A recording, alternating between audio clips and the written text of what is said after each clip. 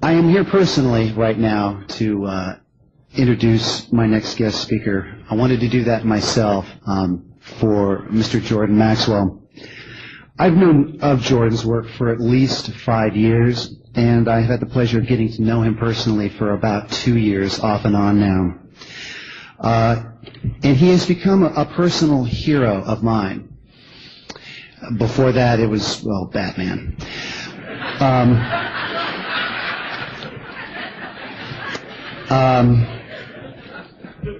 But you know the Hollywood movie. The valiant youth who learns of his destiny at an early age and goes out and battles the forces of evil. Jordan is that hero in the flesh, at least to me he is. And to you, once you get to know him and his work of over 40 years, both academically and experientially.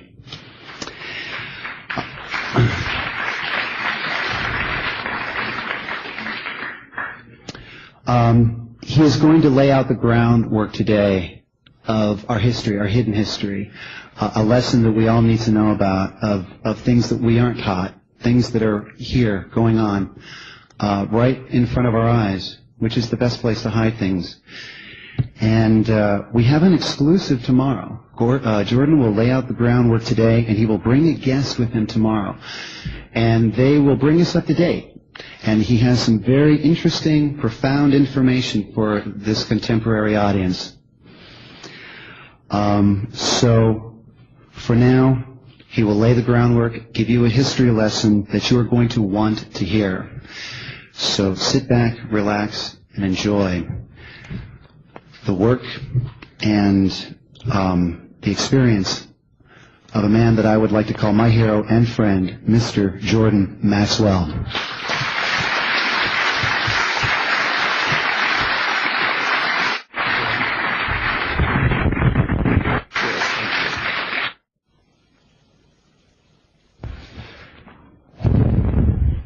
Good, it works. I want to thank all of you for being here with me. Is this going to give me problems because I'm... Okay. Oh yeah, maybe we can turn it down in the back. We're going to have to turn it down in the back a little bit. Okay. I was going to do slides and talk a little bit about religion, and then talk a little bit about government, and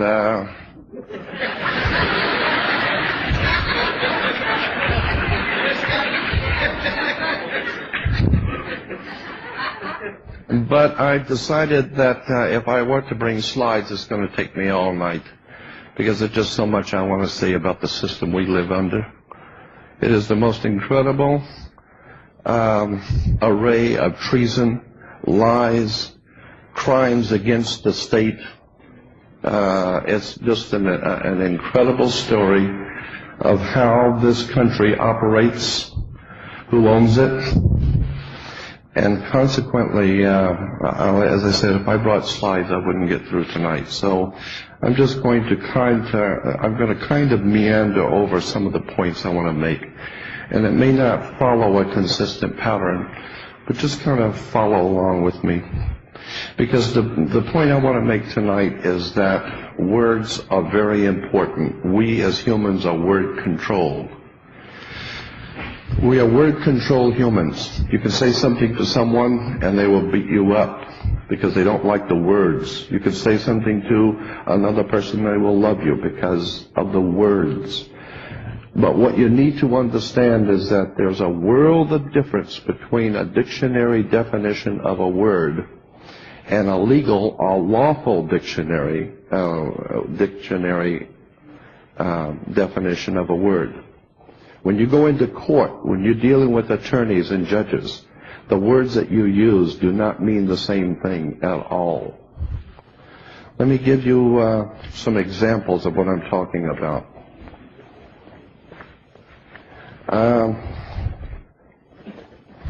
Here it is.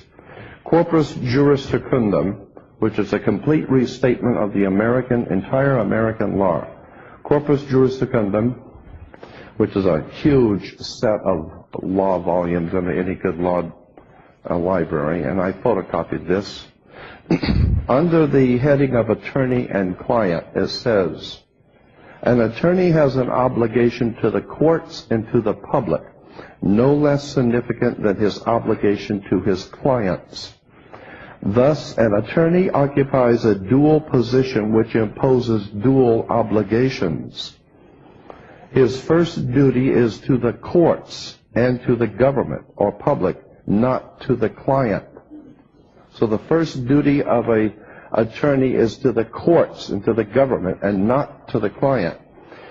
And whenever the duties of his client conflict with those he owes as an officer of the court in the administration of justice, the former must yield to the latter. So anytime you might have a difference with what the judge is doing or the courts are doing, it doesn't matter. They're the boss. And the attorney works for them, not you. Then in Corpus Juris Secundum, it goes on to say under attorney and client, a client is one who applies to a lawyer or a counselor for advice or direction in a question of law. A client is also called a ward of the court in relation to his relationship with his attorney. Clients, if you hire an attorney, you're a client. And a client is a ward of the court. Look up in Black's Law Dictionary the word ward of the court, and it says an infant or person of unsound mind. According to the law, if you hire an attorney, you're an idiot.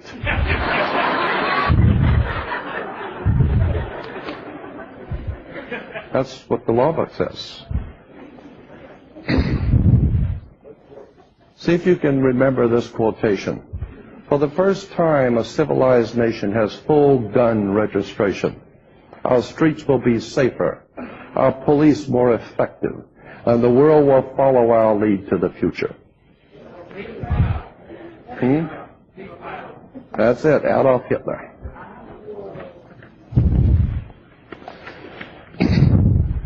You know how many employees the United States Post Office has?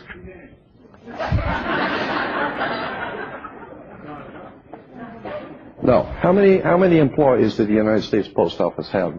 A guess. 800,000. Okay. All of you are wrong. 5. 5 employees of the United States of America Post Office. Now we have a privately owned company owned by a guy in England that's called the United States Postal Service, not Post Office. Postal Service is a privately owned company. It's owned by some people in England, and they have a franchise to operate here in America with your mail. So when you go into what you call the post office, just remember, it is not run by the American government. This is a privately owned corporation.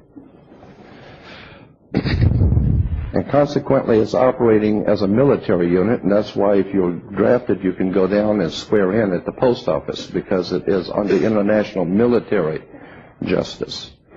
So I think I want to read you something here to give you an idea about, because this is the world of occultism that I love, and this is the kind of thing that I love. I want to read you something. You probably have heard this before.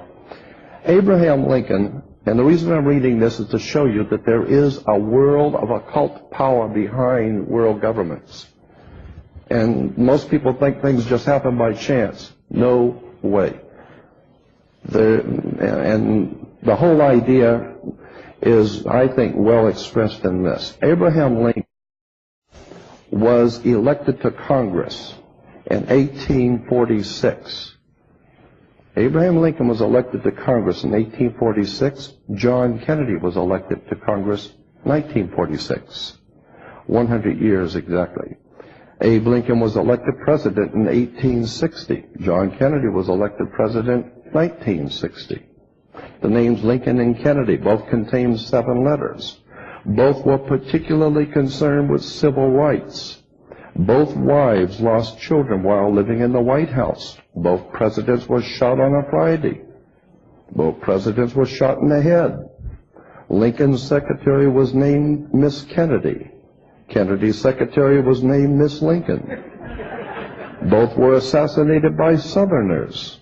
Both were succeeded by Southerners. Both Southerners were named Johnson. Andrew Johnson succeeded Lincoln, was born in 1808. Lyndon Johnson succeeded Kennedy, born in 1908. John Wilkes Booth, who assassinated Lincoln, born 1839. Lee Harvey Oswald, who assassinated Kennedy, born 1939. Both assassins were known by three names: John Wilkes Booth, Lee Harvey Oswald. Both names are comprised of 15 letters. Lincoln was shot at a theater named Ford. Kennedy was shot in a car made by Ford called Lincoln.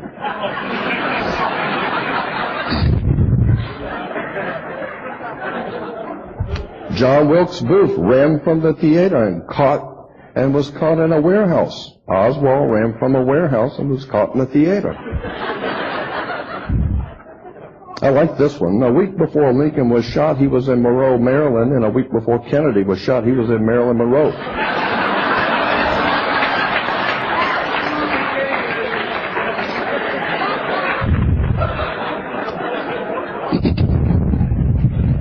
Oh, I get back to this postal thing. You know that when you walk in a post office, you no longer have a postal worker. If your mail comes back to you, it says it's coming back and you should go to the Postal Service to see a retail clerk at the Postal Service. That's why they no longer have FBI pictures in the post office, and you can buy bubble gum and all kinds of toys in there, because it's now owned by someone that is not a citizen in this country. And consequently, I think probably the most extraordinary thing, well, this is a quotation from John Swington, and I'll have photocopies of this, and you can get a whole set if you wish. John Swington, the former chief of staff of the New York Times, was referred to while living as the dean of his profession. In 1953, he gave a toast before the New York Press Club in New York City, and he said this: "There is no such thing at this date of the world's history in America as an independent press. You know it and I know it. There's not one of you who dares to write your honest opinion. If you did, you know beforehand that it would never appear in print. I am paid weekly to keep my honest opinions out of the paper I am connected with. Others of you are paid similar salaries for similar things, and any of you would be foolish as to write an honest opinion that would be out on the streets, because you'd be out on the streets looking for a new job." And he goes on to say, "We're nothing more than jumping jacks. While our masters pull the strings, we dance." Consequently, our press, the media, is of course owned and controlled by money.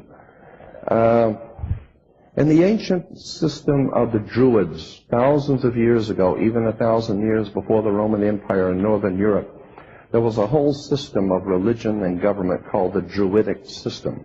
That system exists today, right now, in this country and in the Western world. All over what we would call the Western world is a Druidic system. And if you understand the Druids and their symbols and their words and terms and their symbols in government and religion, then you will see Druidism everywhere. One of the most important symbols in the Druid religion was the magic wand, like Merlin the magician with his magic wands, and Mickey Mouse with his magic wand. Magic wands, the reference works say, were always made out of holly wood. Consequently, the holly tree is very important to the ancient Celtic Druidic system of religion. Hollywood is very important to this whole process of the manipulation of the minds of people in the Western world. I have little to no respect for Hollywood or anybody working in it. I'm very close to it. I live around it. I know many people in it, but I know what it's doing. A most important subject, well, I said words. And before I hit that, let's go to the word public in a law dictionary. The word public is the populace, the community, that vast multitude which includes the ignorant, the unthinking, the credulous, who in making a purchase do not stop to analyze but are governed by appearances and general impressions. That's the public as far as the law is concerned. Now let me at this point, well, here's one more. This is a doozy. In a law book, if you call yourself a human being, go to a law book and look up the word human being, and it will tell you, see monster. Right? So then you turn over to monster, and there it is. A lawful dictionary, a law dictionary's definition of a monster is a human being by birth, but in some part resembling a lower animal. A monster has no inheritable blood and cannot be heir to any land. Consequently, we as human beings we're not men and women. We're considered human beings. And the word human being goes back to the Crusades. When the knights were traveling across Europe on their way to Jerusalem, they were fathering a lot of illegitimate children. And of course, the offspring of a knight would inherit the father's fortune. And the church was not going to allow that.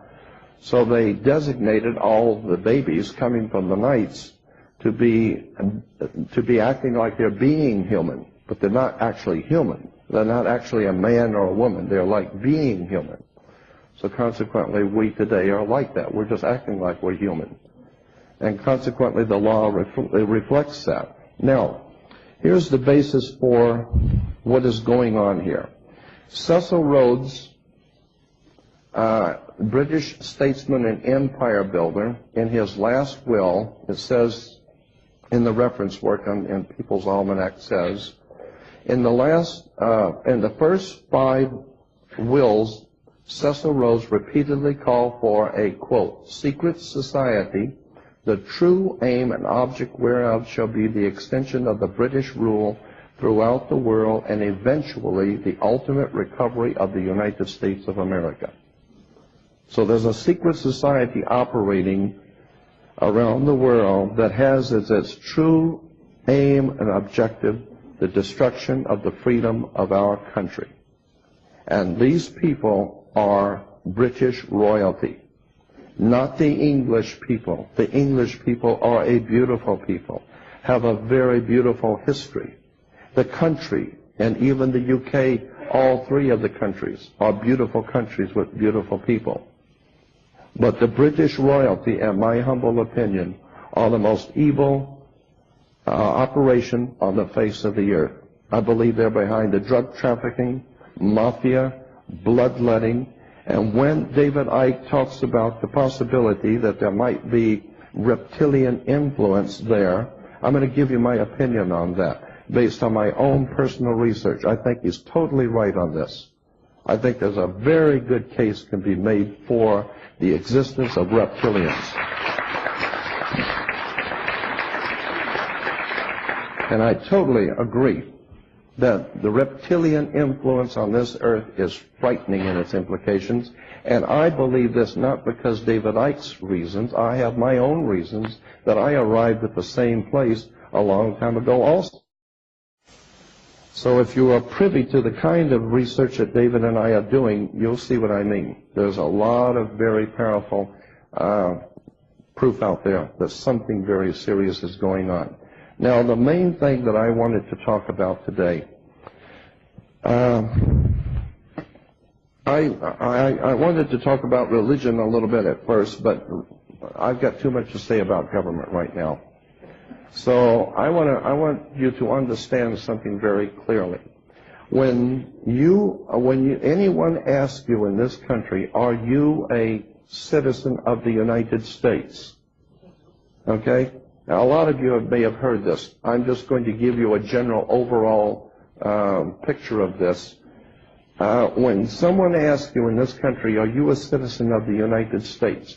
What you think that they are asking you is, are you lawfully in this country? Are you lawfully here to do business and be here? That's not what they ask you. The country is called America.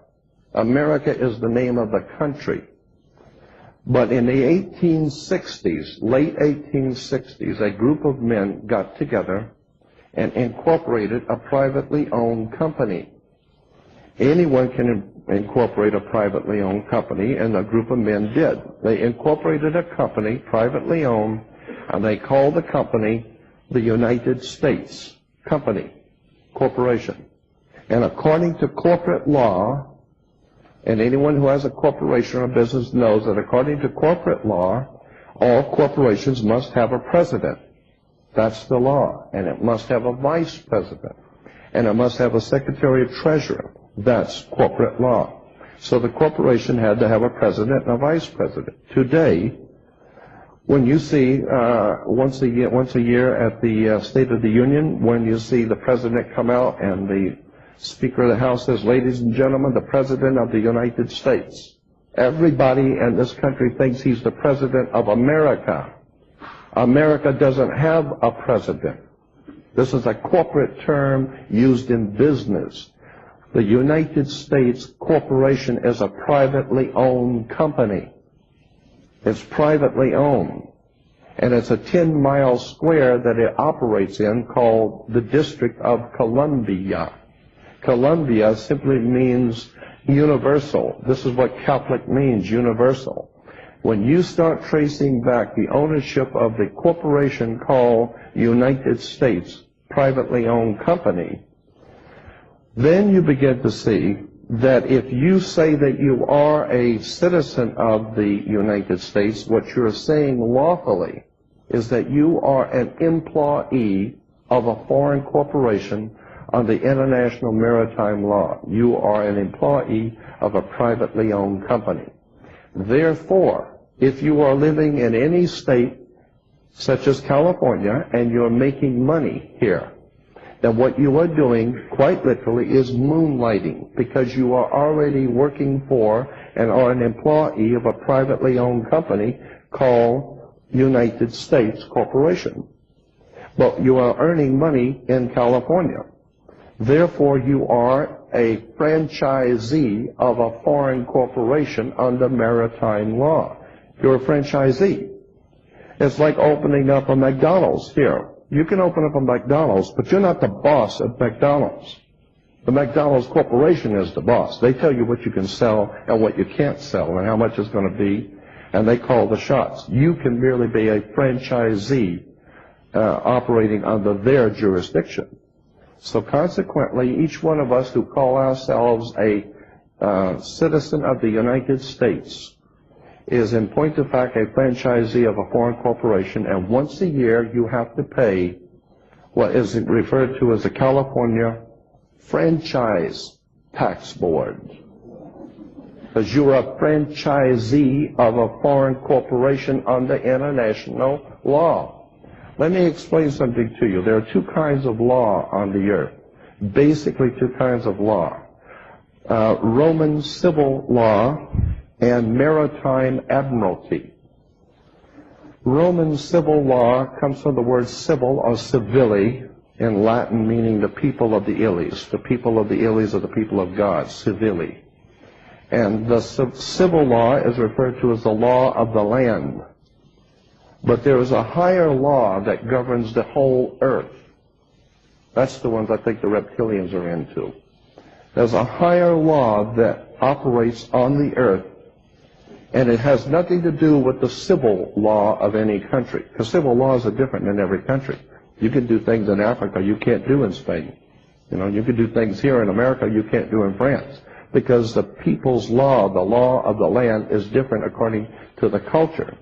But when you talk about the maritime admiralty law, what you're talking about is the law of water, the law of banks.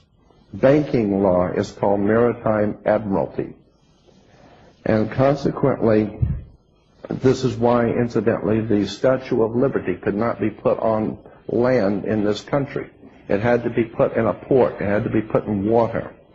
Why? Because it's not the Statue of Freedom, it's the Statue of Liberty. Liberty is what a sailor gets when you pull into port. because the admiral gives the captain on the board the ship ownership of your body. You ask permission to leave. And if he lets you, which he's most likely not going to, but if he allows you to leave, you have liberty. You don't have freedom. And as long as you call yourself a United States citizen, you are an employee of a foreign corporation incorporated under international law, under maritime law, and consequently you are a franchisee of a foreign corporation. They own you. Now let me show you how they own you.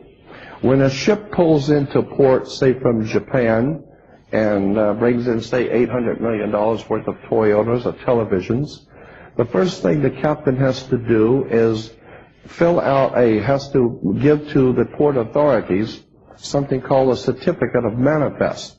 He has to give them a certificate showing how much each car costs, whether it has 4 doors or 2, or if it's got air conditioning or not. Every car has to have a certificate of manifest, showing exactly what are you bringing into this country, how much is it going to cost our banks, how much are we going to have to pay Japan for this. And so it's business. It comes in on water.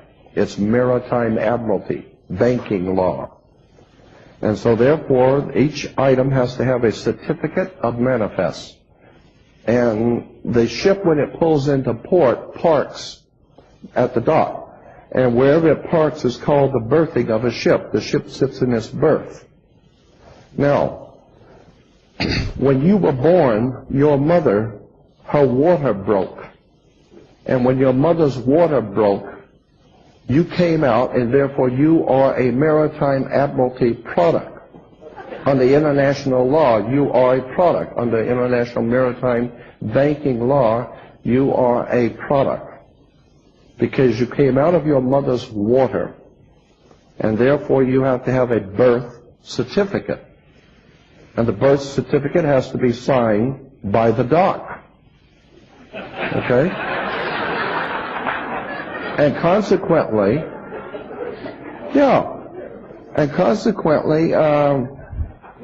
if you go to Sears and you buy something that's too large to take home, they'll bring it to you.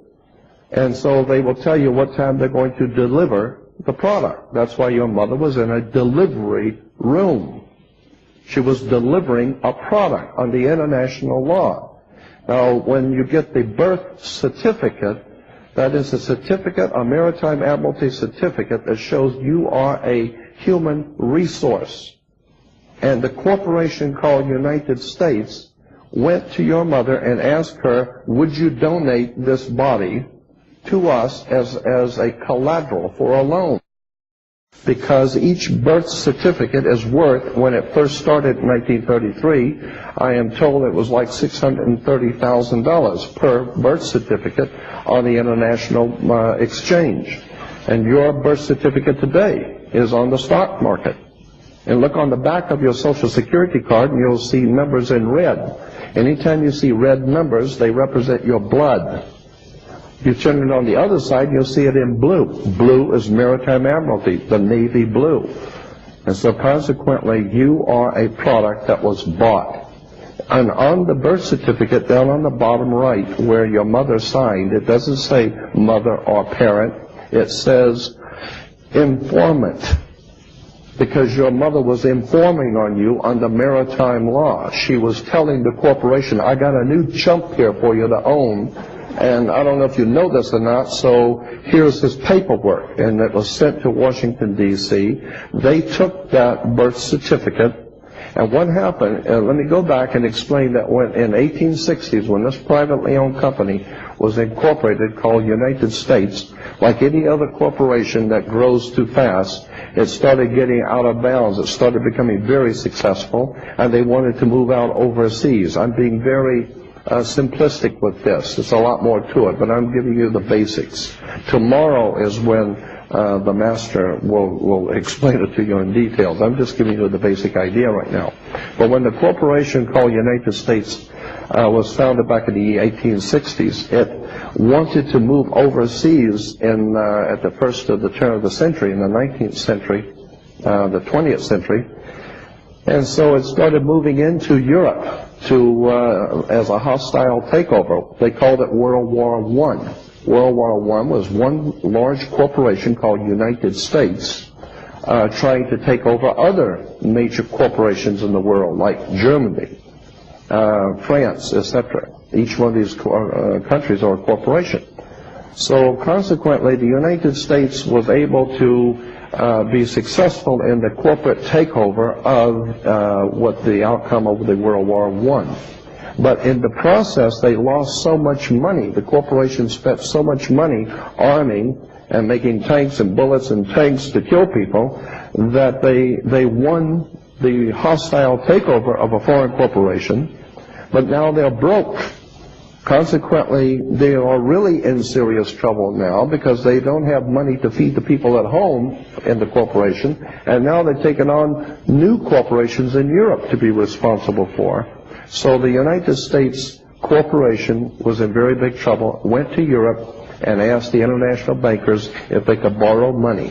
And the international bankers said quite simply, no, you're bankrupt. So what have you got as collateral for a loan? And they came up with the idea that your birth certificate would be worth something like $630,000, because the banker said, how much can an individual in your country working for your corporation make from the day he's born to the day he dies on an average? And it came out to about $630,000.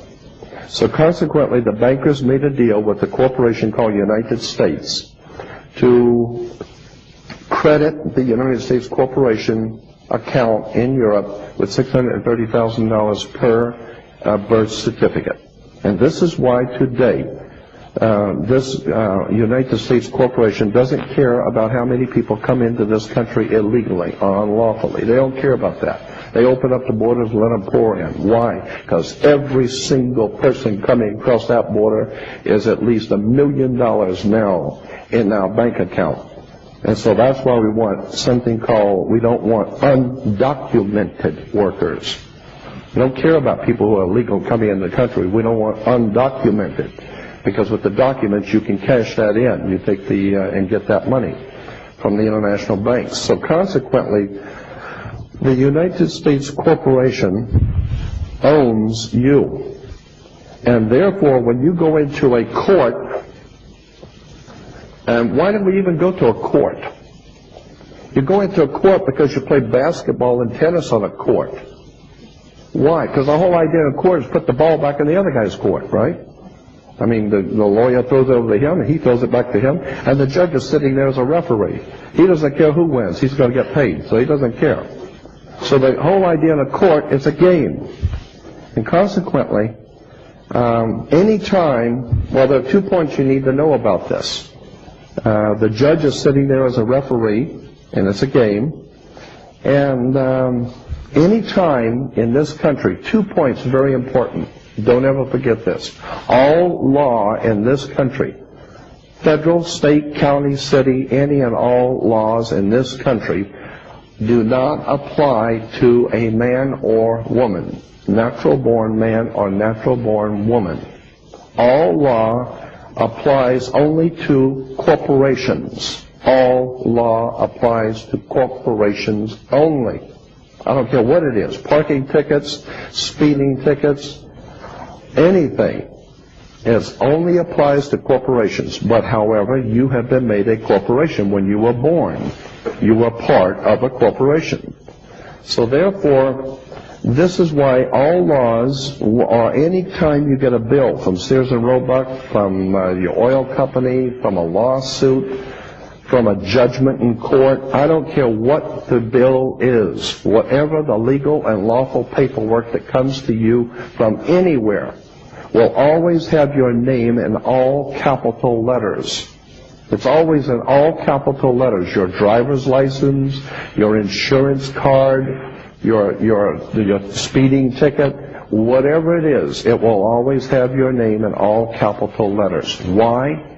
Because under international maritime law, all capital letters means you are dead. That's why when you drive by a graveyard, you will see on tombstones the name of the people who are there their names are in all capital letters. Why? Because that's the law. If you're dead, your name must appear in all capital letters. This is why when you walk into a courtroom, you do not have standing. Only the attorney or the judge and the attorneys have standing. You do not have lawful standing. Meaning, if you drive by a cemetery, how many people get up out of the tombs and stand and talk to you? Nobody. Why? They don't have standing in law. They don't have a leg to stand on. Okay? And neither do you. Because when you walk into a courtroom, your name on the lawsuit, or on the subpoena, or whatever it is, or on the Sears and Roebuck bill, or anything else, your name is in all capital letters. It means you're a dead man. When you walk into this court, your ass is mine. You understand? You are a dead man. We bought you when you were born. And that's why judges wear black robes, black ceremonial robes. That's why Catholic priests wear black ceremonial robes. That's why the rabbis wear black ceremonial robes. That's why when you graduate from high school and university, you wear black ceremonial robe. You know what black robes mean? You know where that comes from? It comes from the god of an ancient god in the old ancient Sumerian Babylonian system, the planet Saturn. Saturn was referred to as the god of the ring. And his priests were the priests of the black robe. This is why judges wear black robes, Catholic priests wear black robes, Darth Vader wears black robes, vampires wear black robes, all the blood-sucking murderers wear black robes.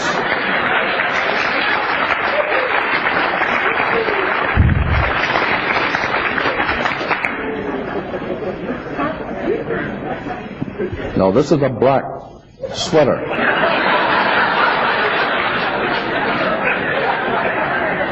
I had someone ask me that too before, why do you wear black? Because I am the incarnation of the devil. Okay? Consequently, let's get back to serious. The ceremonial black robes represent a god, the planet Saturn, one of the oldest gods in the Hebrew system. Incidentally, let me backtrack a little bit on religion. The two most eclectic religions on the face of the earth. Eclectic means conglomeration of stuff. The two most eclectic religions on the face of the earth. Number one, Judaism. Two, Christianity. Judaism and Christianity are not what they say they are. And you better do your homework. Judaism is the most confounded, eclectic hodgepodge of stuff you're ever going to come across. All you got to do is sit for 40 years in a theological seminary and study Judaism and Christianity, and if you're intellectually honest and are not afraid to speak out in public, you're going to know that Judaism and Christianity is the biggest bunch of hogwash the world has ever known. Period.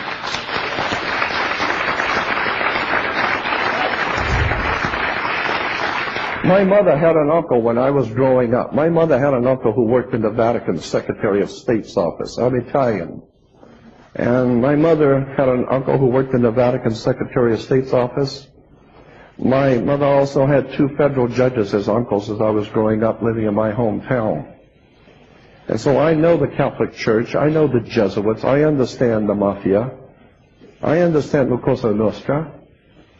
I mean, when I saw Godfather, I felt at home. This is the way I vision life. So I know what I'm talking about. I have spent 42 years reading and studying and researching theology. That's my subject. Government is not my subject. Tomorrow I will bring the man who is the expert on this stuff, and he will really dazzle you with some things that you are not going to believe. But theology and religion is my subject. And I will tell you that I have heard many times people say, well, that there's this bad Jewish religion and there's, of course, the good Jewish religion. I say, after 40 years of this subject and looking at this is the most eclectic, misunderstood, most outrageous collection of stuff I have ever seen in my life. Judaism and Christianity are filled with astrotheology, penis worship, all the sex worship, every kind of filthy, degenerate silliness the world has ever known. And this is today the basis for our legal and judicial system in America. The law of Moses. There was no Moses. I talked to rabbis 35 years ago. Rabbis, major rabbis. This particular one was the president of the American Rabbinical Association 35 years ago. And I said to him, he lives in Newton, Massachusetts, and I said, Rabbi, tell me, was there an Abraham, Isaac, and Jacob, a King David, King Solomon? Were these people real? And he says, come on. Everybody's got a religion. I mean, the priests tell the Catholics they're going to heaven. You know, the Hindus tell their people something. The Jews got to have their religion. It's just a religion. It's a story. This is why the Bible's called the greatest story ever told. It's a story. It's nothing true. It's a story.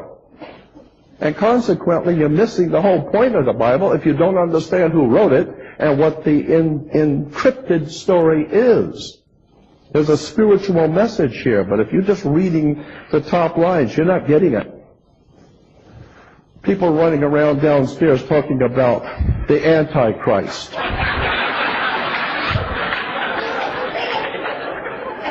And have no idea in the world what the word Christ means. How in the world are you going to be afraid of an Antichrist and you don't even understand what the word Christ means? Ask any Christian, what does the word Christ mean? I'm very serious about this. Look it up in a dictionary, and as a matter of fact, look it up in about 30 or 40 of them.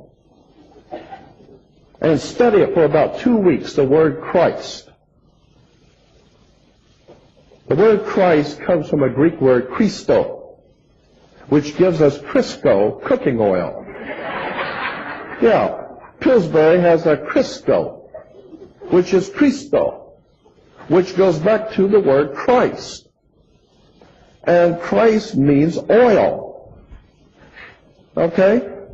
So when you say Jesus Christ, what you're saying is Jesus the Christos, or Jesus Christos, or Jesus the Christo, or Jesus the Crisco.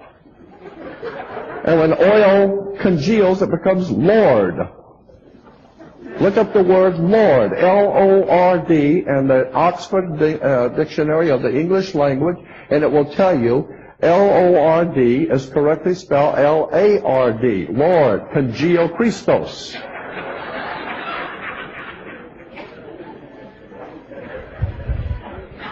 Who the hell reads anymore? I mean, I spent...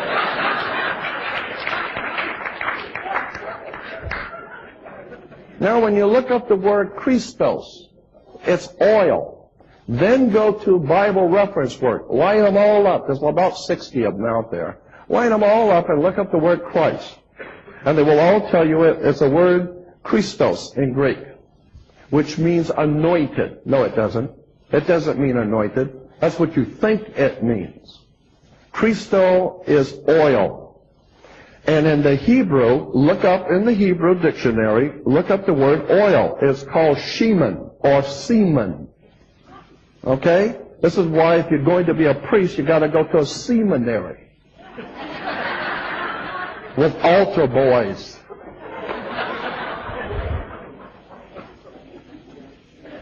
You don't have any idea in the world what was going on in the Roman Empire.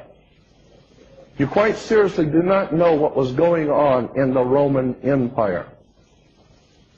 Without a doubt, the dirtiest, the filthiest, the most obscene thing on the face of the earth is Western religion.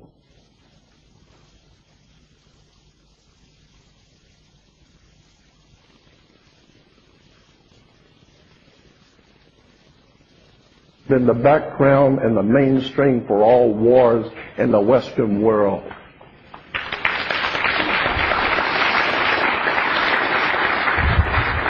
I, for one, am tired of judges, and I do not intend to crawl on my knees. I prefer dying on my feet in preference to crawling on my knees to some judge. As far as I'm concerned, they're all traitors to this country.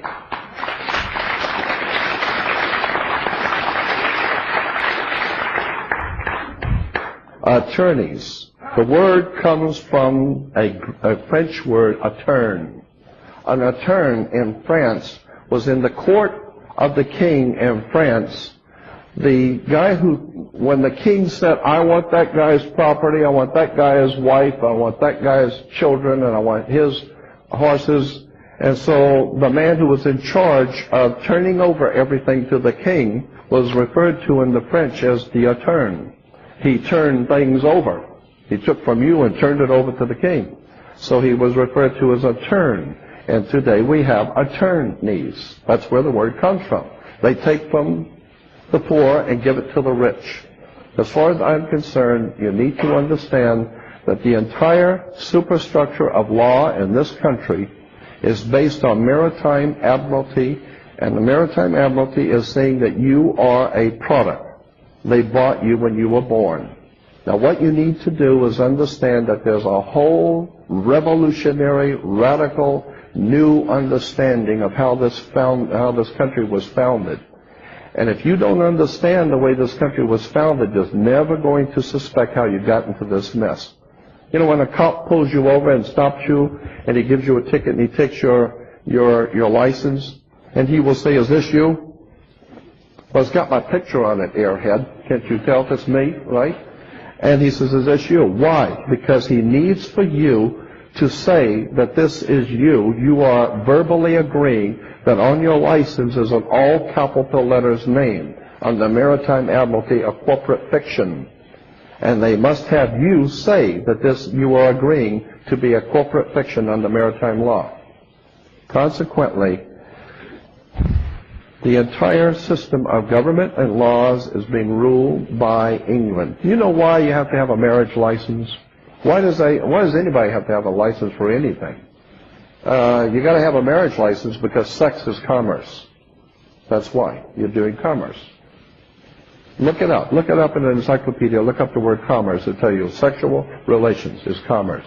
Don't think so? Wait till you go to court. Yeah, wait till the marriage doesn't work out, and when you go in, see, you're not going to go to the Lord. You're going to a judge. Why? Because it's basically commerce. It's two people providing a service. The man provides to the woman provides to the man. It's a business. And if you don't think so, if it don't work out, as I said, you're not going to God, you're going to court. And it's going to cost you some money. Incidentally, the judge rules from a bench. Judge rules from the bench. The word bench in Latin is a bank. So therefore the judge is ruling for the bank. I talked about the ancient God, and God knows I would love to talk about this for an hour. Just the ancient gods of the Phoenician Canaanites and how they were picked up by the Hebrews and brought into the Roman system, and from Rome into Europe, and from Europe into America, and today we call it Judaism and Christianity, when it is in point of fact nothing more than the old Phoenician Canaanite religion, worshiping the planet Saturn. This is why Jews still go to the temple on Saturn's day. And Christians go to, because they're worshipers of the sun, they go to the church on Sunday. Do you know what the word church means? Most people go to church and don't even know what the word church means. Church is an English word coming from a Scottish word, kirk. Like Captain Kirk of the good ship Enterprise. Kirk in Scottish is church in English. And this is, Kirk goes back to a Roman goddess named Mother Circe. And Mother Circe can be traced back to a Greek goddess, Mother Circe. Mother Circe is Mother Kirk or Mother Church. Go into your mythology library and get some books on mythology and look up Circe. And it says Mother Circe in the ancient Roman and Greek system, especially the Greek, that Mother Circe was able to hypnotize people, bring them into her home, and turn them into animals and feed off of them. And consequently, Mother Church is able to hypnotize people. Bring them in and bring your checkbook with you. And come in, and then they feed off of you. The church, the government, banking, insurance, the same people who gave you your international banking, the Knights Templars of the 10th, 11th, and 12th century who gave you international banking, also gave you international religion. The Pope's headdress is a fish headdress. If I had brought all my slides, I could stay here all night showing you this stuff. I think perhaps the most corrupt system on the face of the earth, and it is without a doubt the enemy of every man and woman who loves freedom and honesty, is the Catholic Church, British royalty, and this mafiosi criminal syndicate we call the United States government. All three.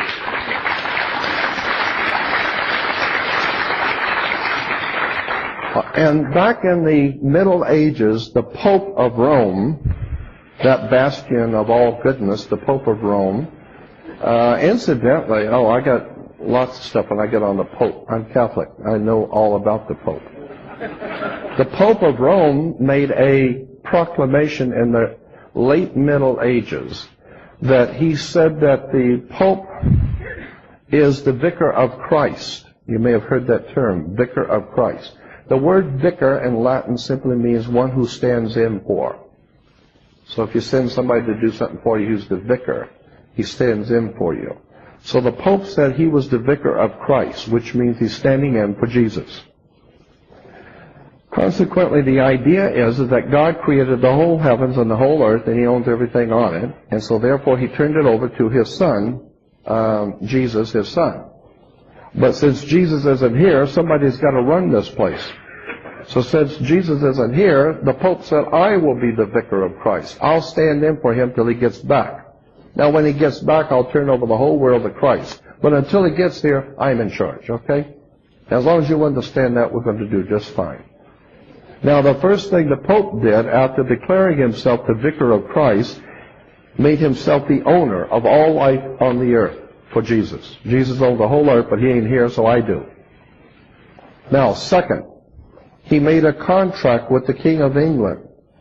It was a treaty of sorts, a commercial treaty of sorts with the King of England, in which he gave the possessions of Jesus, which he held as the vicar of Christ, to the King of England as a holding company, a corporate holding company, so that the whole world would be under the King of England for the Pope. So the Pope owns it, but the president of the corporation is the King of England, and that whole corporation menagerie is called the Crown. And so when you hear about the British Crown, you need to understand there's a world of difference between being English and British. British comes from a Hebrew word, berith. A berith is a contract. In the old Hebrew language, berith is a contract, and ish is a man or men. Therefore, berith-ish becomes British, man of the contract. That's why anytime you do anything of any importance in this country or in the Western world, you got to sign a contract. When you get married, you've got to have a marriage license. The same reason why attorneys have to have a license. Why does an attorney have to have a license? It's because an attorney makes a lot of money by using law books. You walk into any attorney's office, he's got all the law books. Law books, like any other book, are written by someone. Somebody wrote the books. Consequently, you cannot use somebody else's property, their written or intellectual property, to make money unless you get a signed release to allow you to use their material, their song, their music, their pictures or something. You've got to get a signed release, and they give you the license to use their music in your movie. The same is true with an attorney. He must have a license to practice law, because all law in America, in the law books, is copyrighted out of Canada, Montreal. There are 5 companies in Canada that copyright all American law. And they represent the British Bar Association, which is the British Accreditation Registry, BAR. And so consequently, your attorneys will tell you, I passed the bar. Don't believe it. I've seen them in bars all the time. They don't pass them. They go in. And when you understand how the courts work, when you say you're an American citizen, a U.S. citizen, you're not an American, you're a United States citizen. There's a world of difference. Now, the United States federal government, I don't know if you know this or not, is a corporation, as I said, and there are many documents I have to prove that. And as I said, I'll make those available to you, but you'll have to mail my office and I'll send you the whole stack of them. The United States, it says in the law book, is located in the District of Columbia. So consequently, what we call the United States is a privately owned company sitting in a particular area called the District of Columbia. And therefore, if you are an employee of that corporation, then you have to pay taxes to that corporation. When you pay taxes in this country, the federal taxes, that does not go to the American government. The American government does not see one nickel. America makes its money the way all countries have always made their money, not off of taxing the people. They make their money by business. When ships pull in from all over the world, they have to pay duties. People having to send, import, export companies.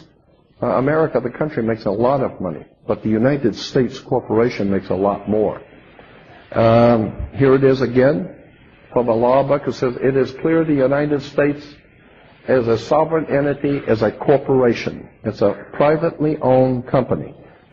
Here's another one from on the corporations in law books. The United States government is a foreign corporation with respects to the states.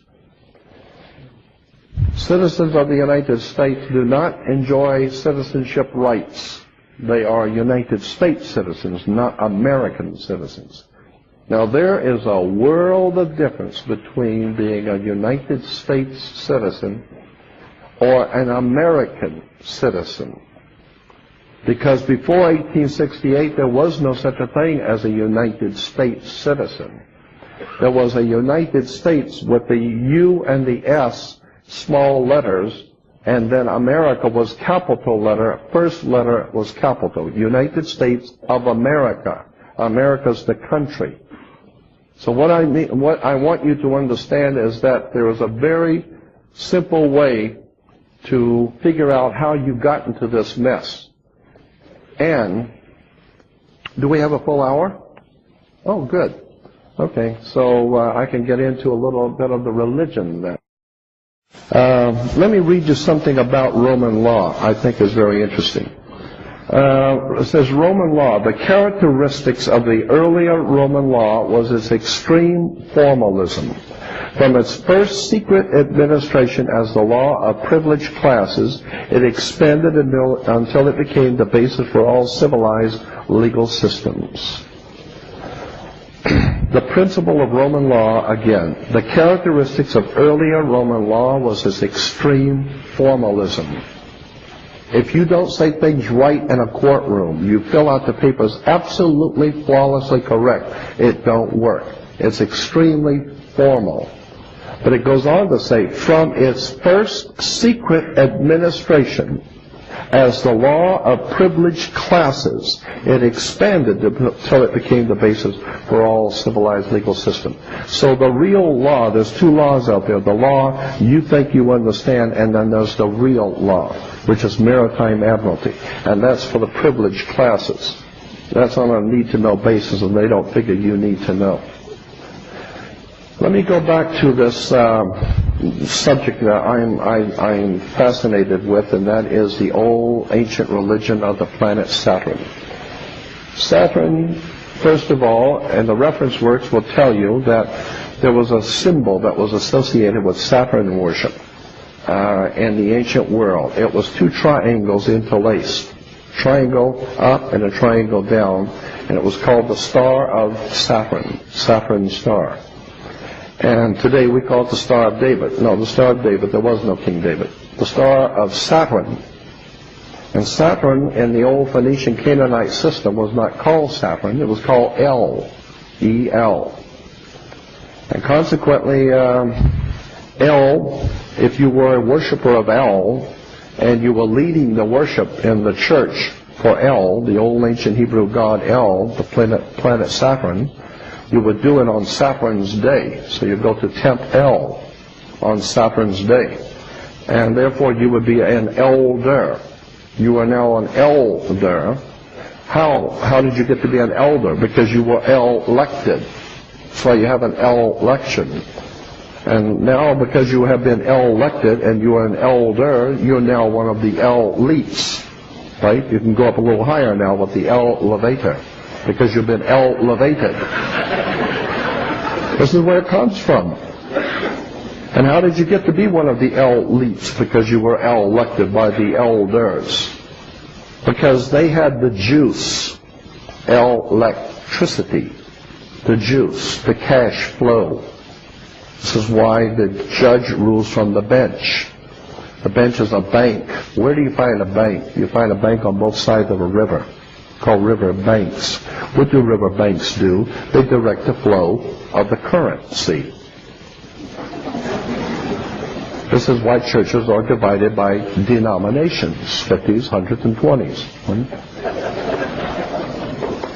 This is very serious stuff.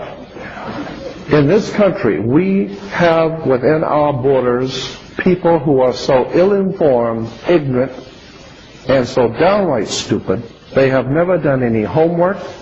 They go along to get along. They don't read anything. If it wasn't for sex, drugs, and basketball, they wouldn't have anything to entertain themselves with.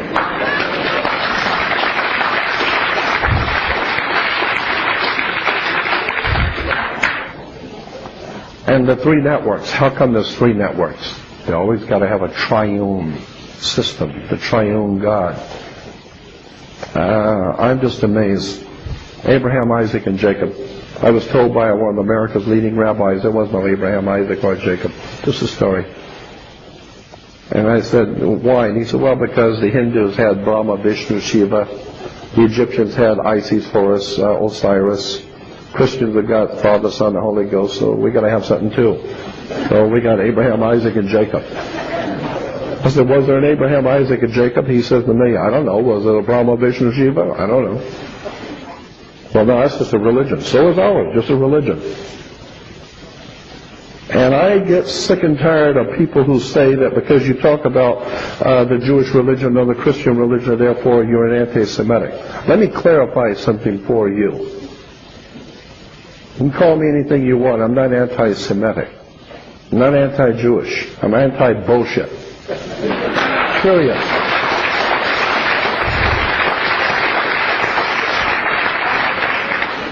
There seems to be, according to reference work, two kinds of Jews in this country. One is called a Sephardic, which are Semitic Jews. And then there is another, a larger group, 3/4 of all Jews in the world are not Sephardic, they are Ashkenazi. Ashkenazi or Sephardic. Sephardic Jews are Semitic. Ashkenazis are European Germanic, German. You understand? So when an Ashkenazi European Jew says that I am anti-Semitic, I say, first of all, are you Semitic? Well, no, I'm German. Now, what do you care if I was anti-Semitic anyway? I mean, what is it to you anyway? Because you're not even Semitic anyway. You're a German. And you better look at that word Ashkenazi. It's spelled N-A-Z-I, Ashkenazi. And you better look at the priesthood called the Nazarites. And you better start doing some homework on the word Naza, N-A-Z-A, Nazarite. Look it up in the dictionary and see how it's spelled, N-A-Z-I-R-I-T-E, Nazi right. The whole entire Nazi system was a Jewish rabbinical system. And that's why the word Holocaust is used. There's a very definite reason why the word Holocaust was used. And if you're Jewish, you need to start thinking about why do you use the word Holocaust? I've sat and talked with rabbis and they tell me, okay, all right, you're right. So why don't you tell your people? Hey, you go tell them, not me. Look at the word Ashkenazi. Look at the word ASH, the first three letters. Ashkenazi. It's ASH comes from the Ash constellation. This is why the Catholics put ash on Holy Wednesday. They put ash. Ash is a constellation out there in space, and the ancient Nazis, the old Nazis, said that their gods who came from another world, that they were the progenitors of a great mass, a race of people, came from the Ash constellation. And I said to myself, and I asked the rabbi, does that have anything to do with the Ashkenazi, N-A-Z-I? And if that does, then is there something there about this whole thing, Holocaust? Asking a Jew what a Holocaust is like asking a Christian what Christ means. They haven't got the faintest idea. It was a terrible, bad thing. What happened? I know it was a terrible thing, and they killed a lot of Jews. Well, they killed a lot of other people, too. Why do you use the word Holocaust? Very interesting, I suspect. A Holocaust is, first time we come across the word Holocaust is in the Bible in Genesis. And it says that Adam and Eve had two sons, Cain and Abel, and they both of the sons offered up sacrifices to God. And they were burnt offerings, so they were, and it's referred to in the Bible as a Holocaust. Cain offered up his Holocaust to God, and Abel offered up his Holocaust to God. All right, a Holocaust is a sacrificial, ritualistic, burnt offering. A sacrificial, ritualistic, burnt offering to God. Consequently, when you use the word Holocaust, the Holocaust is a sacrificial, ritualistic, burnt offering, meaning that somebody was killing Semitic Jews and offering them up as a deal. They're offering them up on the altar as a sacrifice for a deal. What was the deal? Who were the parties to the deal? And what was the name of the tune here? And then I start talking to rabbis, and they'll say, well, you know, that's a very touchy subject. Yeah, well, I'm going to touch it. Because as far as I'm concerned, I am sick and tired of hearing people who have honest questions being called anti-Semitic by Jews who are not even Semitic. They're Germans. Where the hell does anybody get off of calling their fellow citizens in any country a name because they ask a question? You say something about the Pope, and all you got to do is read history, and you'll see it. Therefore, you're now Catholic bashing. No, I'm intellectually honest, and I'm tired of bullshit. Period. Second, I'm tired of being told how holy Israel is, because I will guarantee you there's nothing holy in Israel. The only thing holy coming out of Israel are the stories. They're full of holes. Anybody that does their homework knows there's a whole world of lies and deception going on in the Middle East, from drug worship, penis worship, sex worship, sun worship, human sacrifice. Oh, well, we would never do a human sacrifice. I mean, that's terrible. Was Jesus human? Oh, yes, he was human. Was he sacrificed? Yes. So then he was a human sacrifice? It's incredible. You realize that Christianity is nothing more than the oldest and most ancient pagan religion the world has ever known. It's called sun worship. This is my field now. Now I feel more comfortable in this. If you go back to day one, and go back as far back into ancient history as you can go, you will find and discover that the most ancient concept of evil in the world was darkness. The whole human family realized that when the sun went down, it got dark. And consequently, in the Egyptian system, the sun which comes up in the morning was our risen Savior. And of course, the Son is your risen Savior. You don't think so? Wait till it don't come up. Right? It's your risen Savior. Yes, the Son is your Savior. And consequently, the ancient Egyptians said that the Son walked across the sky in 12 equal steps. And his name was Horus. There were 12 Horuses. And Horus walked across the sky in 12 equal steps. This is where we get the alcoholic 12-step program. Yeah, you go through school. You got to go through the 12-step program to the 12th grade. Why? Because of Jesus with the 12 apostles, the 12 brothers of Joseph, the 12 tribes of Israel. There was no tribes of Israel. That's why they say, well, we can't find them. The reason you can't find them is the same reason why Jesus is not coming back. He wasn't here to start with. It's a story. For God's sakes.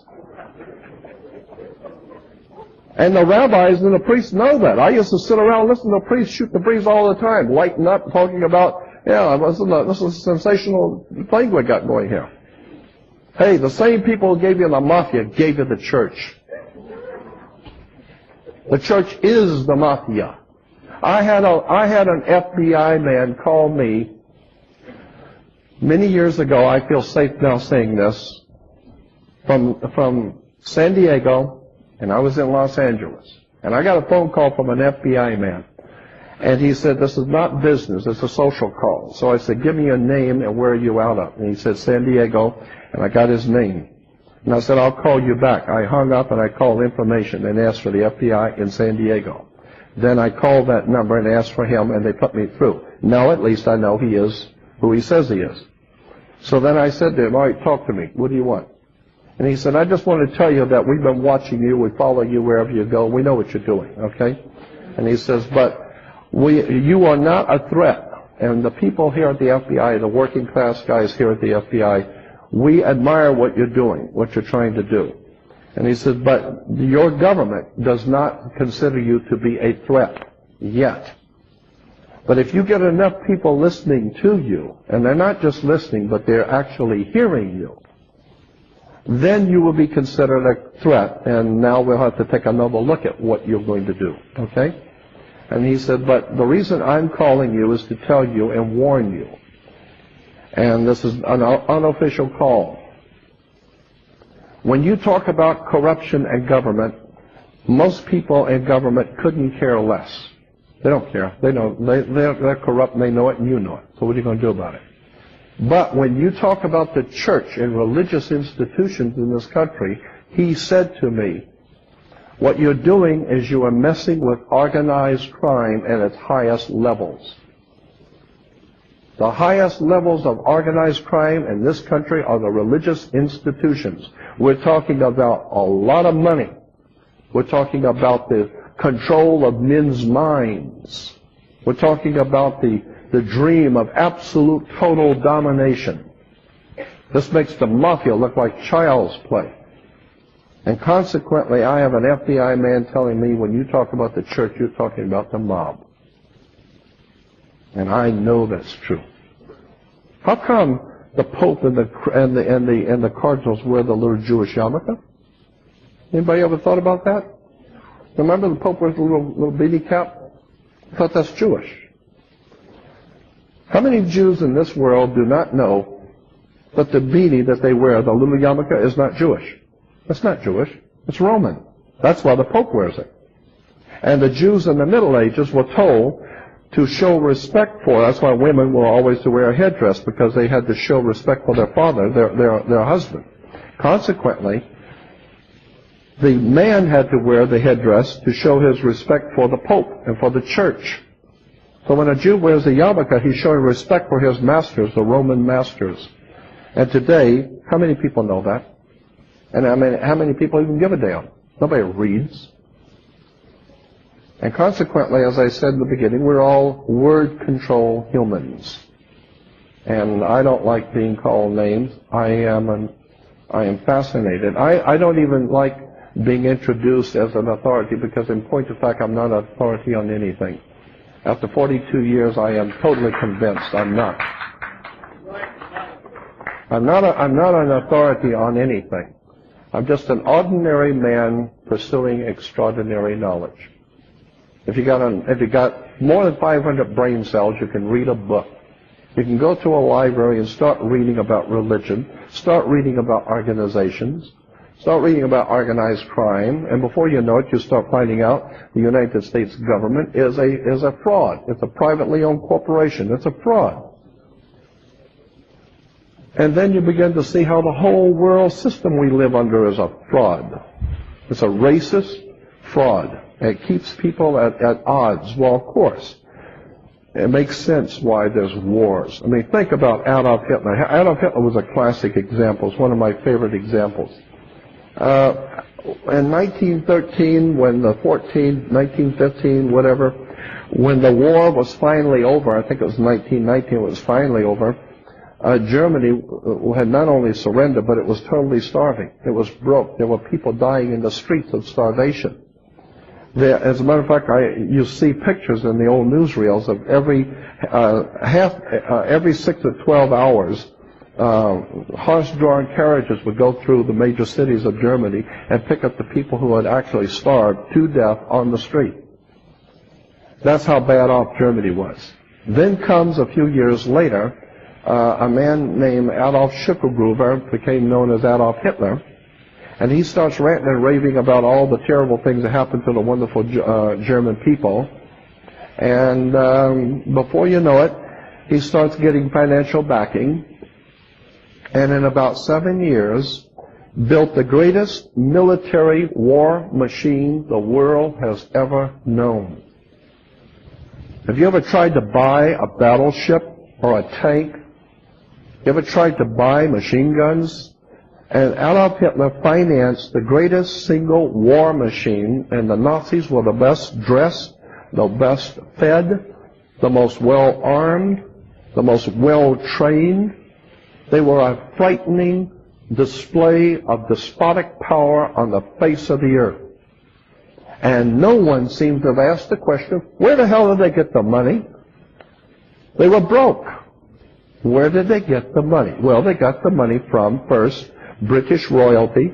English royalty are the biggest Nazis on the face of the earth. The Queen Mother that rides around in her golden chariot, a Nazi. A murderous, blood-sucking Nazi. And all of her holy family, Prince Charles. When I was in England, and I spoke in northern England, Friday night I was speaking to this English audience on Saturday. And that night before, I was sitting in the hotel watching the birthday of Prince Charles. And Prince Charles is the Queen Mum. I think that's what they call her, Queen Mum. And she comes out, and she's Queen Mum says it's her son's birthday, Prince Charles, and everyone politely applauds. They better applaud, because the Queen owns them. And consequently, he comes out, and she introduces him, and she calls him, he comes out and calls her, "Thank you, Mummy," and everyone thought that was clever.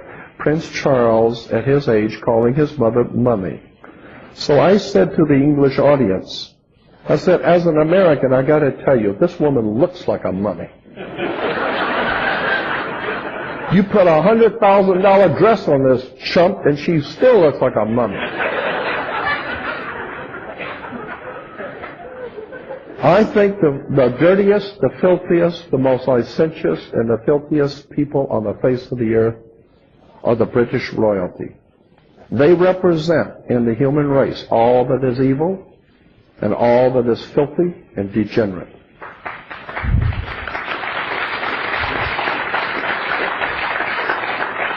And when you stop and think about, say it again? Yes, and that's why she's dead. Diana. John Kennedy probably had a little flash of decency, and they got rid of him. You think it was an accident that Ted Kennedy got into his accident? The mob is good at fixing up accidents. I think that John Kennedy, Bobby Kennedy, and Ted Kennedy's accident, I think somebody was wiping out the whole Kennedy dynasty. The Kennedys were involved in a lot of things.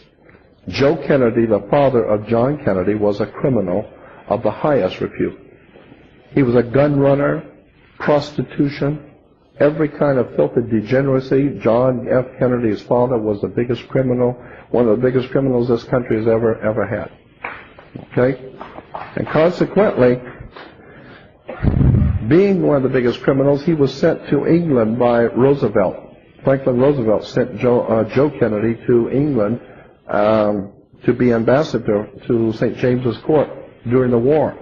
And a lot of the people here in this country asked, how come you're sending Joe Kennedy, who everybody knows is a gangster? And Roosevelt said, the whole world is run by criminals. I want the best we got over their representatives.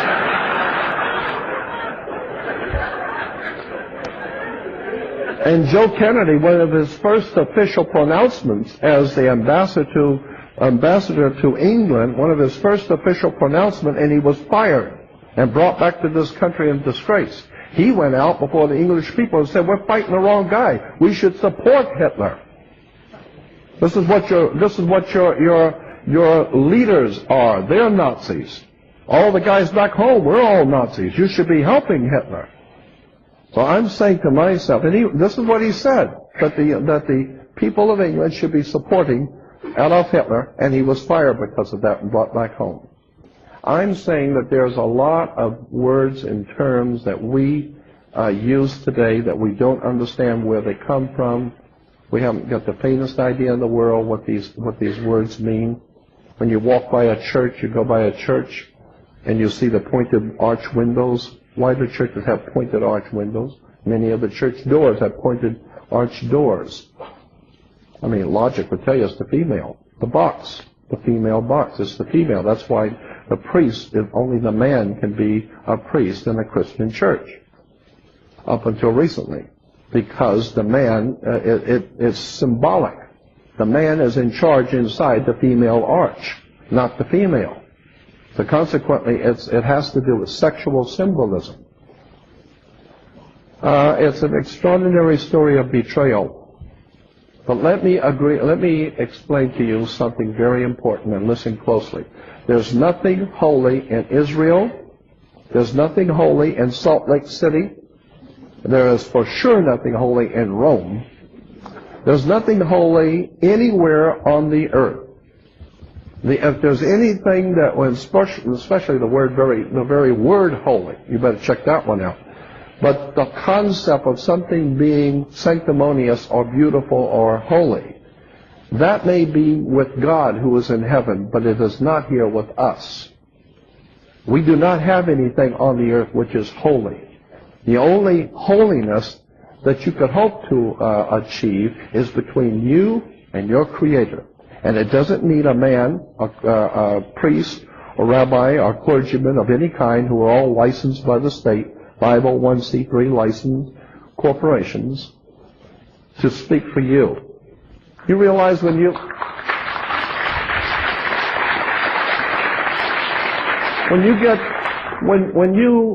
you buy a new car, you get something in the glove compartment called an operator's manual. And so the word operator means that you're buying the vehicle for your personal use. And consequently, if you're buying the vehicle for your personal use, by law, you are referred to as an operator of a vehicle. However, if you're going to use the wheels, truck, motorcycle, bicycle, whatever it is, if you're going to use the wheels to make money, now you're in business. Now that you're in business, we're talking money now, so therefore you got to have a business license to conduct business with the wheels. And according to the law, if you're conducting business, you are now no longer referred to as a operator of a vehicle. You are now called a driver, a truck driver, a cab driver, a bus driver. Driver means you're in business to make money. Operator means you own it yourself. So why the hell do you need a driver's license if you're not making money with the wheels? You don't. It's just that nobody ever told you that. So when you walk in and say, I want a driver's license, they figure, okay, then you must be using it to make money. They don't know. How many people know these little small things? And when you go to, if a cop pulls you over to arrest you, and he reads out what he's arresting you for, and he says, "Do you understand the charge?" You know, you see it on these cop shows at night, and they will read out the charge of the poor guy, and they say, "All right, here's what you've done wrong," and then, "Do you understand the charge?" Why do they say that? It's because if you say to the police, "No, I do not understand the charge," they cannot arrest you. The law says you cannot be arrested if you do not understand the charge. So all you got to do is play dumb. I don't understand the charge.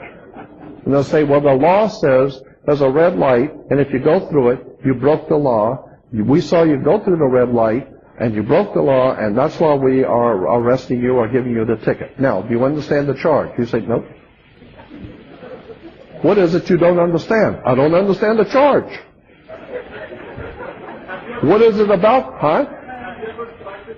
"No, I haven't needed to, because I drive safe and sanely."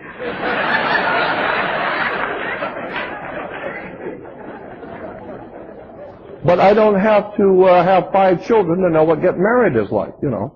I don't have to do everything so that I can speak from experience. I can speak from experience on much of what I'm telling you, and the other I can just read like any dope could read a law book.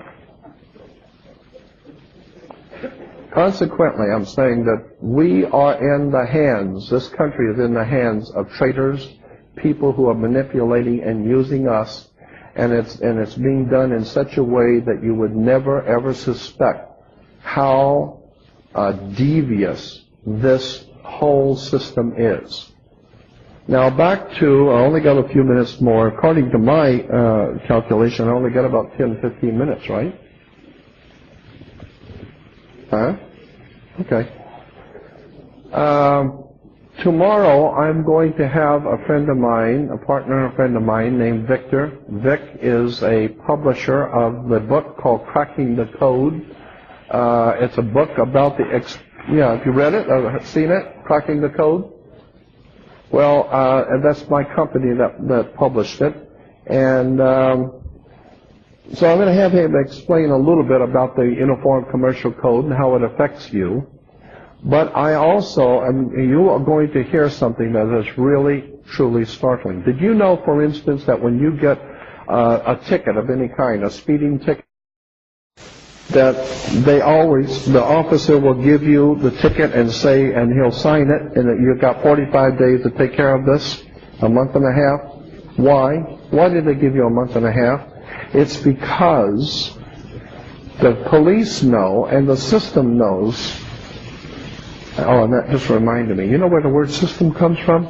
You've got a judicial system, an educational system, a banking system. The word system is a Latin word. It was a word for the sewer. In Rome, they call it the sewer system. That's what we got here, the sewer system. Anyway, when you get the...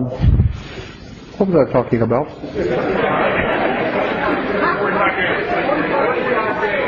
45 days.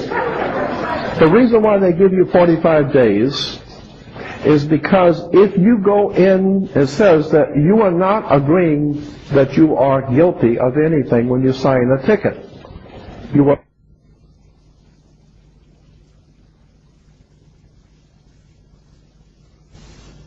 usually a month and a half later. Because the law book says if you come in within the first 10 days, there is no charge. No one's ever said you were guilty of anything. There is no charge. You walk in within the first 10 days, and you have a form. There's a couple of forms you fill out, and then they will tell you, well, we can't handle this right now because we don't have your paperwork yet. And you say, of course you don't have my paperwork yet. You want it to go after the 10 days, because after the 10 days, you are now guilty by default. You now are guilty by default because you did not take care of the ticket within the first 10 days. Because if you walk in within the first 10 days, and it's best to bring a witness with you, with the form, and you walk in and say, I want to take care of this. Here I am. It says on or before, so here I am before. I want to take care of this. Now I want you to take this off of my record, get rid of this thing because there's no charges on there. I came in on or before. And they'll say, well, we don't have the paperwork on it yet. You say, well, it's too bad. Here's what the law says. The law says on or before, and I'm in here before. Here is the form. I filled it out saying that I was here. I have a witness that I'm here. I'm giving it to you. And when you walk off, they have to tear the ticket up and throw it away because there was no charge, and you came in within the first 10 days, and there's no charge, and they throw it away.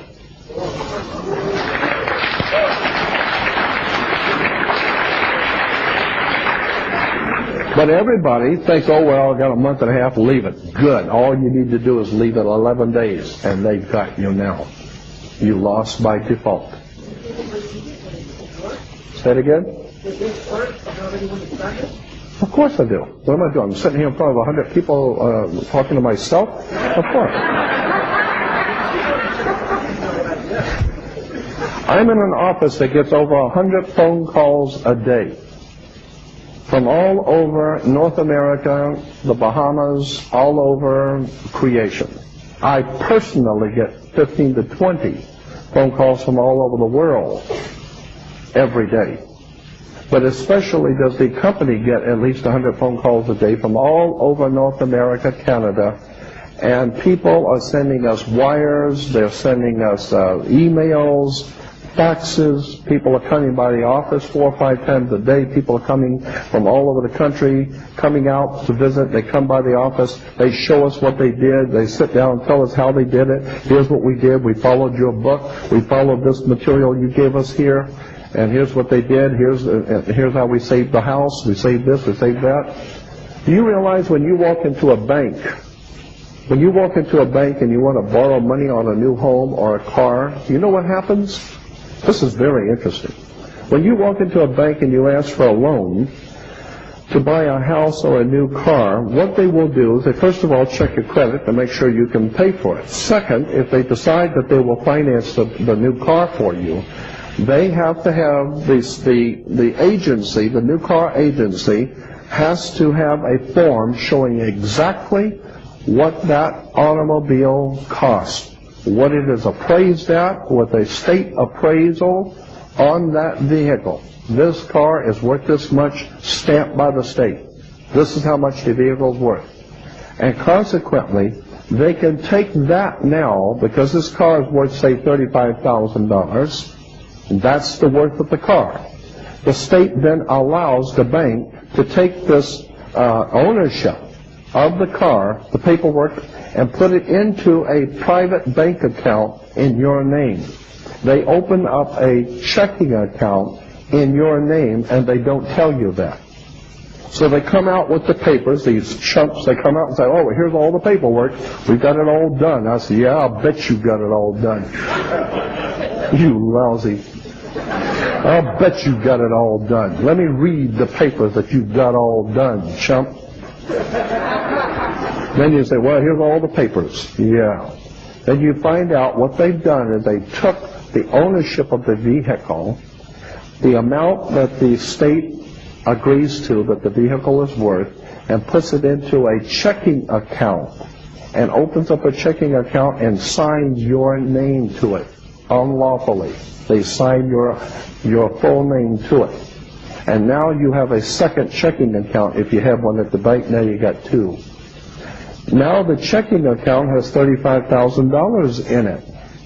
So then they write a check on your checking account for $35,000 and give it to the auto agency to pay for the car. And now they keep the ownership of the car until you pay them that $35,000 with interest. But the point is, they never loaned you a nickel. They took the vehicle, which was worth $35,000, opened up a checking account in your name, unlawfully, illegally. It's a felony to sign another person's name on a checking account, and the banks do it all the time. And now there's $35,000 in there. They type out a check on the new checking account, and you get it, thinking the bank is giving you money. No, airhead, they're giving you a piece of paper. that is based on the value of the car. So consequently, the bank is giving you zero nothing, but you're going to give them interest. Now, once you understand that according to the law, that is a felony. The bank can be shut down. The president of the bank can go to jail. It's a felony. People have signed names illegally and passed paper on the maritime law. Money has changed hands, and it was a total illegal act on the international law. And consequently, the bankers know that, and everybody knows it, but it works. So all you got to do is get the right form, and we have it. The right form, you fill it out, and you send it to the Department of State, the State Department of the United States, and the Department of the Treasury, and to the bank, and you serve notice on them. They're all going to jail. They're all going to jail for felonies, right? And the first thing they do is they will call you and contact you, and well, let's talk this over. Let's see what we can do. And we've had people come in our office and say to us and show us, they just give us a card. They just give it to us. And tell us, just go on out of here, get out of here, and don't know. I said, what? Well, it's either that or their ass is going to jail, one of the two. Do you know how many people, how disruptive this could be if all people who are buying new cars and homes and whatever went in and said to the bank, I want to know, under law, I want you to testify before me, and I have two witnesses. Did you give me money from the bank to buy this car? No. Then why am I paying you money back if you didn't give me any money to start with? I said, well, that's the way it works. No, that's the way it works with everybody else. That ain't the way it works with me. And so consequently, once you understand the way the system works, you're going to see that religion, politics, government, the entire social structure in the Western world is a very corrupt system. Okay? But I believe that the original country called America, the concept as filled with imperfections as it was and still is, I believe that America offers the greatest single potential for freedom the world has ever known. I think it is the greatest single country ever founded by men. But I think now we have something called consensus reality. Ask anyone in the science, the mind sciences, what it means. Consensus reality means that we have laws and regulations over us. They're not laws. Where is the law that says I have to do this or that? Where is the law that says I have to do that? And well, of course, the code said, I didn't ask you what the code was. I asked you where is the law. And then you find out that 95% of everything we call laws in America are not, in point of fact, laws at all.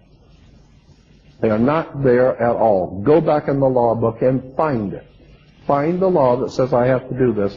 It's not there. So it's called consensus reality. We have come to accept things because everybody else accepts it. Well, I don't accept any of it. I don't accept the religious foundation, the political, none of the rest of it. And I think that you're going to be totally amazed tomorrow when you hear Vic explain one of the most revolutionary, radical things that you could do in this country. And I'm not going to tell you what it is, but if you understand the concept tomorrow, Vic is going to explain it. It's going to be the most outstanding thing you're ever going to hear about how you can be totally free overnight by just filling out a couple of forms and repatriating. You repatriate out of a country. You, what's the word when you come out of a country? And expatriate.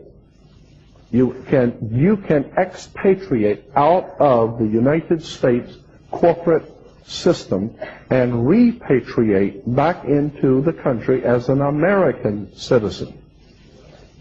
And if you do that, it's just paperwork. It's not commercial. It's political. You expatriate out of the United States and repudiate the United States citizenship. You come out of the corporate system and then repatriate into the American system, and you get the paperwork right from Washington, D.C. saying you are now an American citizen. You are no longer considered by law a United States citizen. And as such, you are considered by law absolute, total sovereigns. This is why in the Wild West days, what? Don't need one if you're an American. Say it away. Hold on. There's a whole, yeah, tomorrow I'm going to let him do it. Look do you remember in the Wild West days, the John Wayne movies, the old cowboy movies, when the guys would ride into town and they're carrying their guns on their hips, and they go into the bar and they have a few drinks, and then they have a few words with another guy at the other end of the bar, and they say, hey, if you can't handle it, let's go outside. So the two guys go outside and they stand against each other in the street with the women and children and everybody standing there, and they draw on each other. And whoever happens to be faster kills the other guy, right? And were they put in jail? No. Why?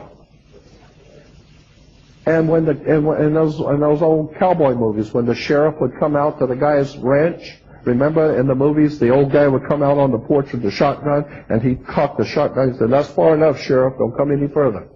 What do you want here on my property? And the sheriff would always say, no, we're just coming out here to talk to you. Remember? How come you could walk out with a shotgun, cock it, and say, hey, you stop there. Don't you come on my property.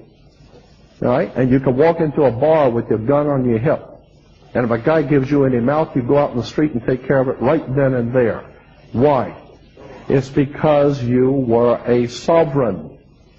You were not a United States citizen, but you were an American citizen. And as an American citizen, the law says you are an absolute sovereign. That's why, as if you were the King of England, as the King of England has the right to have his own arms. He can call up an army anytime he wishes. He can have arms because he's a king. But so can the King of France and the King of Germany. And if the King of Germany gets up one day and just decides he doesn't like the looks of this King of France anymore, he can declare war on him. Now, it might not be that easy. It might go the other way, and the King of France, will destroy Germany. But the two kings have the right to declare war on each other to the death. That's what you can do if you're a king. And that's the way it was when this country was founded. Every individual was considered on the international maritime law to be a sovereign. You can carry a gun, you protect your home with a shotgun or a rifle, and you were a free man. It was only until 1868 that they done slipped this corporation in on us and got our birth certificates because you came down your birth canal, and consequently you are a maritime admiralty product because you came out of your mother's water. You need to wake up and find out it's very, very simple. They just didn't tell you. It's like anything else. It's up here. Knowledge is power. All you've got to do is just fill out the paperwork and say that you are getting out of the federal corporation and want to be an American citizen. It takes about 2 weeks. The paperwork comes back to you. You are now an American citizen, and from that point on, it will tell you all the things that you are now allowed to do. You can carry a gun any place you wish. You can go anywhere you please. You pay no this. You don't pay that. You cannot be brought to court. You cannot be subpoenaed to a court. No courts in this country apply to you because there are no courts for American citizens. All courts are for United States citizens. Consequently, this is a whole new concept, and actually it's based on the way the country was founded. This is why I want you to be here tomorrow to listen to Vic, because he's far more interesting on this subject than I am. He's a brilliant man on this subject, and then you can ask those questions. But how would you like to be? How would you like to be able? Because I know when I was a kid, I used to ask my parent, why is it I, as a child, have to listen to what everybody tells me? I mean, as even a little kid, I would ask that. As a matter of fact, when I was confirmed in the Catholic Church, I was confirmed about 8 or 9 years old, 10 years old, and we were told that after the confirmation, the bishop might ask the children if they wanted to ask the bishop a question. And if you asked the question, the nun said, "We'll break your face," okay? So just sit quiet, okay? So when the confirmation ceremony was over, and of course my family having Vatican officials in the family and all that, it was a very big thing. I was being confirmed. It was a big to-do that night at the church. A lot of people were there. And after the confirmation ceremony was over, the bishop said, "Now that your children are Catholic, do you have any questions for your bishop?" And I stood up and said, "Yeah, I have a question. I got one." And I said, my father works with torches, like a welder. Could I take a torch and turn it up and burn an angel? If an angel was here, could I burn him? Would it hurt him?"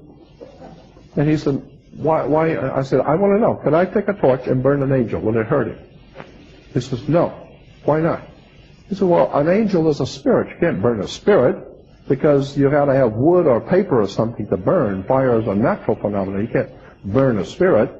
And I said, "Well, then why am I worried about going to hell when my spirit will burn forever if you can't burn a spirit?"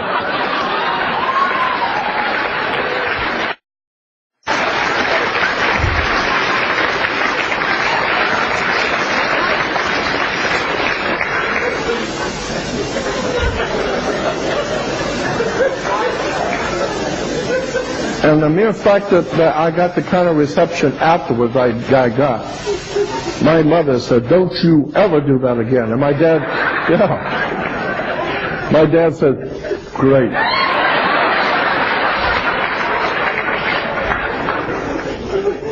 So I grew up understanding that there is two systems in the world today. There are two kinds of people in the world today, basically. The kind that get it and the kind that don't get it. If you got it, you understand that the whole world... Look at, you remember the movie Godfather? What about Godfather 3? Does that tell you something? In the movie Godfather 3, at the end of the movie, Michael Corleone, as the old man, sits out on the veranda with his sister, if you'll recall, toward the end of the movie. Major stuff, he says. He said, "Sister, when I was growing up, I used to think the higher up you go in society, the more correct and lawful and legal everything had to be. And now I look back on life and I know it's just the opposite. Hey, the higher you go, the bigger the criminals are." I understood this as a young kid. My father used to tell me, "You can sit and listen. You sit over in the corner and you shut up. If I want something out of you, I'm going to knock it out of you, okay? So sit there and shut them out and just listen. Because I want you to learn that there are two kinds of worlds that we live in. The world that we all relate to every day, and the real world of where the power is. And the real world is an occult world. The word occult simply means hidden. And the real truth about who's running this planet, who owns us, how they're manipulating, financing governments, religions, wars, all of this stuff, has been for too many years an occult subject on a need-to-know basis, and they figure you don't need to know. I'm telling you, if you're going to save yourself and this country, and I believe, and let me say this very clearly, I believe that America is the greatest country that's ever been created. I love the country, and I love the concept of freedom. I would much prefer standing on my feet and dying on my feet and crawling on my knees to somebody who thinks they own me, because nobody owns me.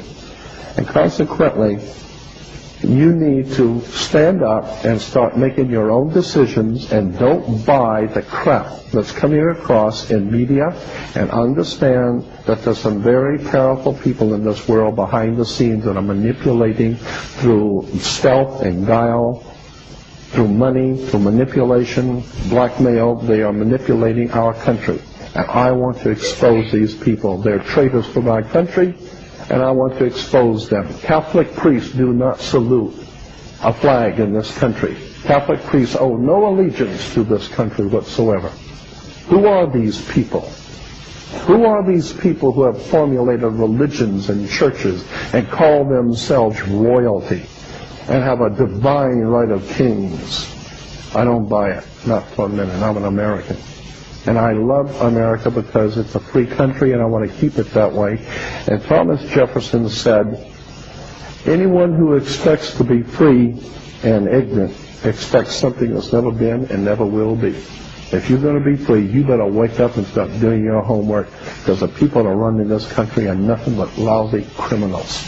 And all of it can be traced back to England, to the British royalty, and to that international intrigue going on throughout the world. Ask the people of the darker world, of the Eastern world, about the British.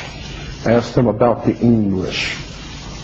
As again I said, and I want to make it clear, I love England. I love the English people. I don't have a dime for British royalty or any of the traitors in this country who have thrown in with our masters. I am all for freedom, and I'd like to be able to help you to understand that this is now a time for people to wake up. Do not be waiting for the Messiah to come back. There is no Messiah coming back. Why? Because he was never here to start with. Do not look for the God of the Bible to save you. But where was the God of the Bible when Jews were being marched into concentration camps? That God is not going to help you. No man-made God is going to help any of us. We're going to stand on our feet as Americans, start doing your homework, and start standing up for what is right. And I want to thank you for allowing me to be here.